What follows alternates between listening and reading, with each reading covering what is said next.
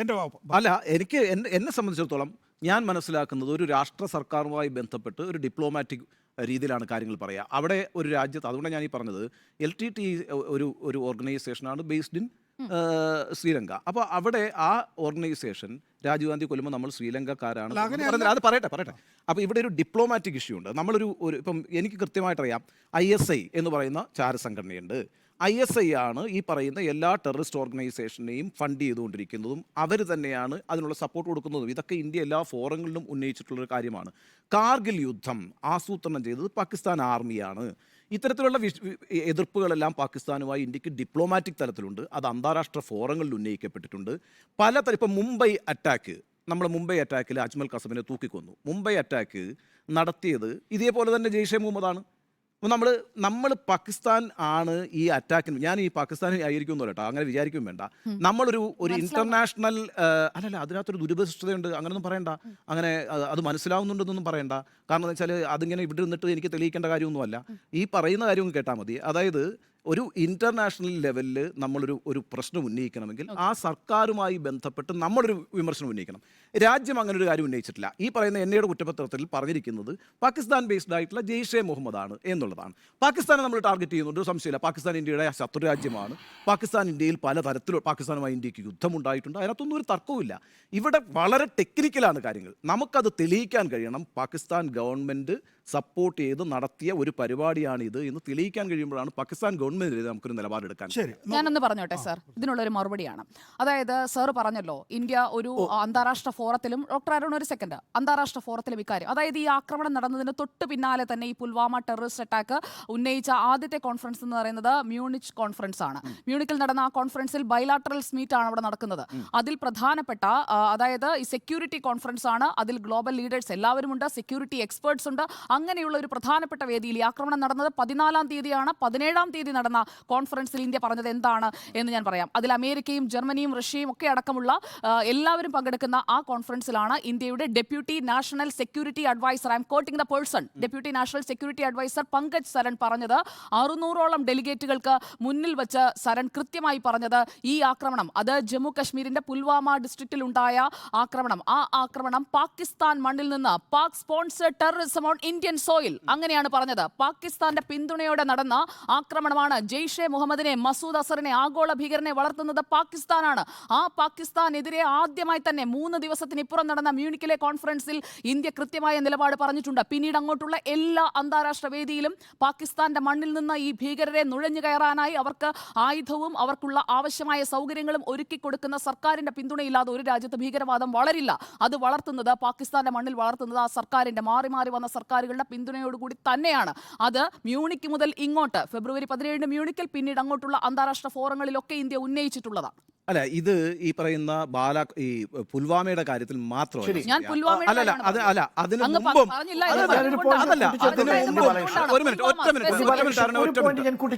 Minute ഇതുകൂടി പറഞ്ഞിട്ട് നിങ്ങൾ കൂട്ടിച്ചേർത്തോളൂ. ഇപ്പം പാകിസ്ഥാൻ സ്പോൺസേഡ് ടെററിസമാണ് ഇന്ത്യയിൽ പല ഭാഗത്തും നടന്നിട്ടുള്ളത് എന്നുള്ളത് ആദ്യമായിട്ടല്ല ഇന്ത്യ പറയുന്നത്. പുൽവാമയെ അടക്കം ഇതിനു മുമ്പ് നടന്നിട്ടുള്ള എല്ലാ സംഭവങ്ങളിലും, അതിപ്പോൾ മുംബൈ അറ്റാക്ക് ആണെങ്കിലും ഒക്കെ തന്നെ, പാർലമെന്റ് അറ്റാക്ക് ആണെങ്കിലും, ഇവിടെ നടക്കുന്നത് പാക് സ്പോൺസേഡ് ടെററിസം ആണെന്ന് എല്ലാ അന്താരാഷ്ട്ര വേദികളിലും പറഞ്ഞിട്ടുണ്ട്. ഇവിടുത്തെ പ്രശ്നം എന്താണ്? പാകിസ്ഥാൻ ഇപ്പം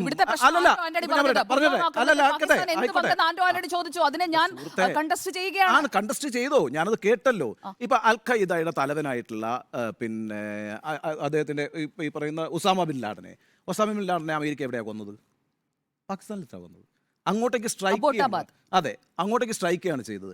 നമ്മൾ ബാലാക്കോട്ടേക്ക് അറ്റാക്ക് ചെയ്തല്ലോ, അതിർത്തി കടന്നാണ് നമ്മൾ തിരിച്ചടിച്ചത്. ഒരു ഇന്റർനാഷണൽ പ്രശ്നമുണ്ടായോ? ഇല്ലല്ലോ.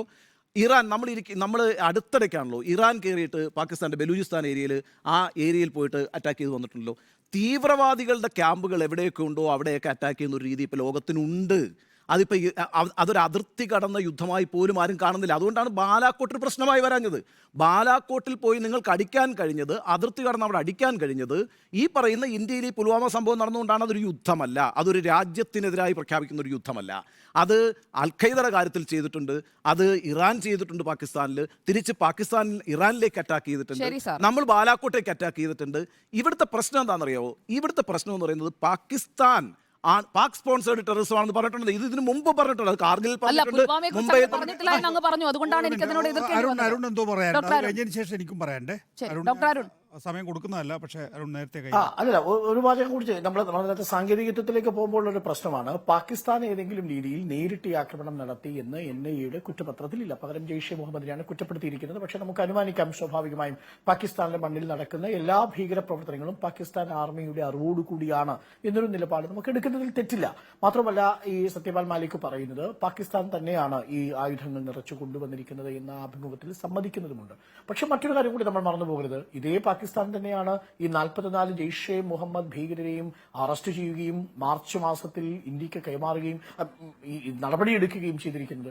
അപ്പോൾ പാകിസ്ഥാൻ ആണ് ഇതിനു പിന്നിൽ. പാകിസ്ഥാൻ ഇത് എന്ത് അറിഞ്ഞു എന്ന് ചോദിക്കുന്നതിൽ നമ്മൾ വളരെ സാങ്കേതികത്വത്തിലേക്ക് പോയാൽ പാകിസ്ഥാൻ എന്ന ആർമിയെ ഇന്ത്യ അന്വേഷണത്തിനെ തുടർന്ന്, കാര്യം വളരെ പെട്ടെന്നുണ്ടാവുന്ന പ്രതികരണങ്ങളും പൊളിറ്റിക്കൽ റിയാക്ഷൻ ഒന്നാണ്, പകരം ഒരു അന്വേഷണത്തിന്റെ കുറ്റപത്രത്തിൽ വരുന്നതും രണ്ടും രണ്ടാണ്. അപ്പോൾ NIA-യുടെ കുറ്റപത്രത്തിൽ പാകിസ്ഥാൻ ആർമിയാണ് ഇത് ചെയ്തത് എന്ന് കുറ്റപ്പെടുത്തിയിട്ടില്ല. അതൊരു ഫാക്ടാണ്. നോക്കൂ, ഇവിടെ പ്രധാനമായും നമ്മൾ കാണേണ്ട ഒരു കാര്യം, നമ്മുടെ എനിക്ക് തോന്നുന്നത് വിഷയത്തിൽ നിന്ന് ഒരു ചെറിയ ഡീവിയേഷൻ ഒരു കാര്യം കൂടി, ഒറ്റ കാര്യം കൂടി, പോലും ഒറ്റ കാര്യം കൂടി വരാനിടയായ അതുകൊണ്ടാണ് ഞാൻ പറഞ്ഞത്. ഒരു കാര്യം കൂടി, ഒരു കാര്യം കൂടി സർ, ഞാനൊന്ന് പൂർത്തിയാക്കിയിട്ട്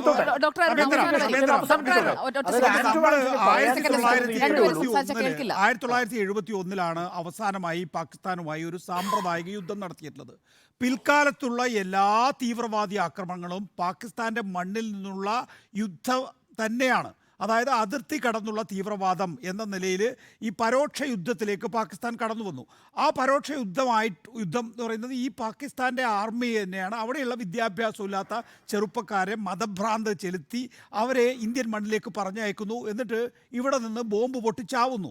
ഇവരൊക്കെ തന്നെയും ആരാണെന്നോ അല്ലെങ്കിൽ ഏത് നേഷനിൽപ്പെട്ട ആളുകളാണെന്നോ ഒന്നും അറിയില്ല. നമുക്ക് അവരുടെ പേരറിയില്ല, അവരുടെ മതമറിയില്ല, അവരുടെ ഊരറിയില്ല, ഒന്നും അറിയില്ല. അപ്പോൾ ഇതൊക്കെ തന്നെയും ഇന്ത്യൻ മണ്ണിലുള്ള ഈ തീവ്രവാദി സ്ഫോടനങ്ങൾ, ഈ പറയുന്ന രീതിയിലുള്ള ബോംബ് സ്ഫോടനങ്ങൾ, IED ആക്രമണങ്ങൾ എല്ലാം തന്നെയും പാകിസ്ഥാൻ്റെ പരോക്ഷ യുദ്ധമായി തന്നെയാണ് നമ്മൾ കണക്കാക്കുന്നത് എന്നുള്ളതാണ്.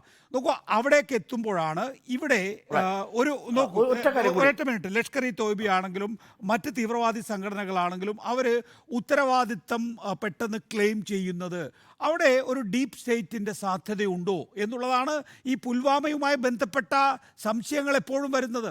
ഇവരൊന്നും തന്നെയും ഒറ്റക്കല്ല, പല കണ്ണികൾ ഇതിനകത്തുണ്ട്, പല സാധ്യതകൾ ഇതിനകത്തുണ്ട്.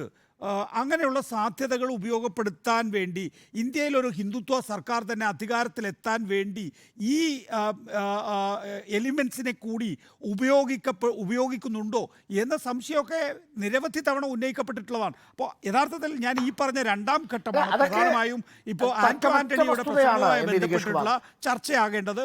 ആദ്യഘട്ടമല്ല.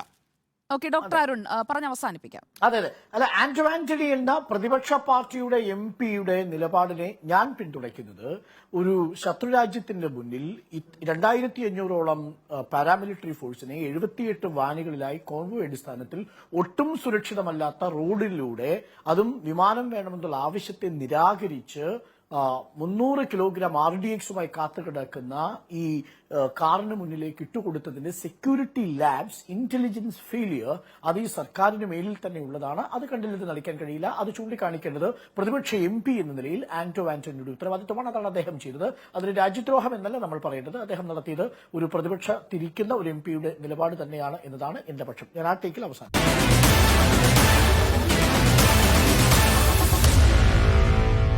Meet the editors.